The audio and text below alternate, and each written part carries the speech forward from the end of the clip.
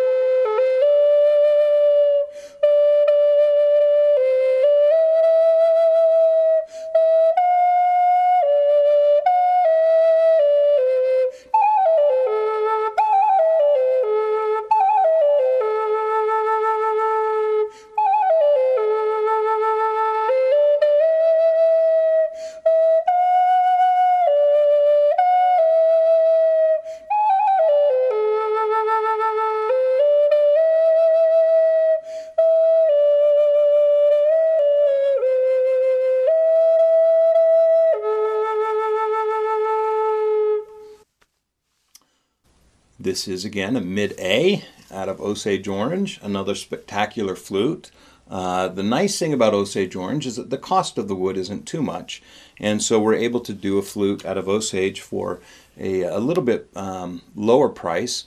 The inlays, these shoulder inlays, do add some cost to the flute. They're spectacularly beautiful, and I really, really love them. But they take a lot of time and energy to put these inlays in here in the shoulders. They're very beautiful, though.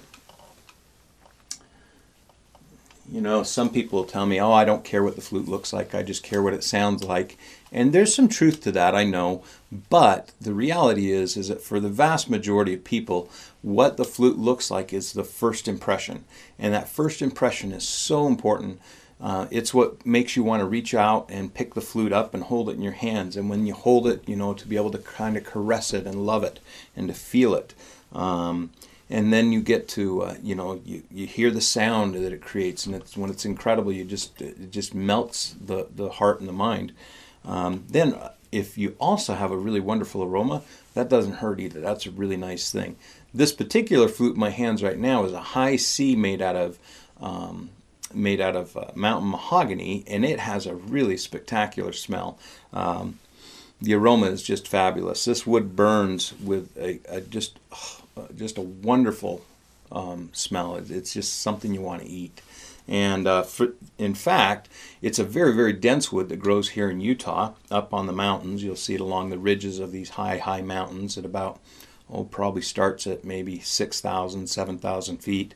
And as you look up on the mountain ridges here in Utah, there's places where you can see these trees outlined on the edges, and they're kind of skylined, and they look like bonsai plants or bonsai trees up there because they have these really unique shapes to them.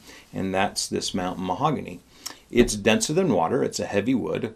It was used a lot to make charcoal, and so it's been used for creating charcoal and things like that, because it not only is it really dense, so it makes a great charcoal, but it also has a really fabulous aroma and imbues a really great taste into the food. And so I think it's really interesting, you know, all the different things that woods get used for. It's part of the reason that we need to be careful about how we use the woods, so that our descendants can also have the opportunity to enjoy the really wonderful diversity of the trees that are around us. At any rate, it's hard sometimes to know about this kind of stuff unless you have a reason to know. And for that reason, that's part of what I like about the flute, is with a little teeny bit of wood, we're able to convey an awful lot of thought and information about the value of this resource. At any rate, again, this is in the key of high C, and this is a mountain mahogany.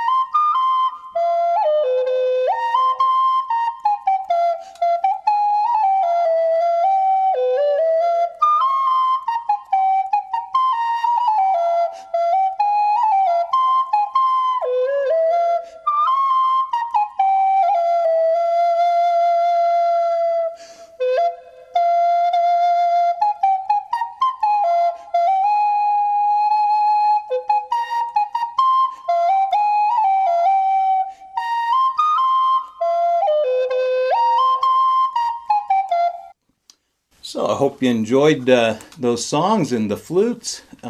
If you would like to talk to me about any of these flutes, by all means, give me a call, 801-822-1415.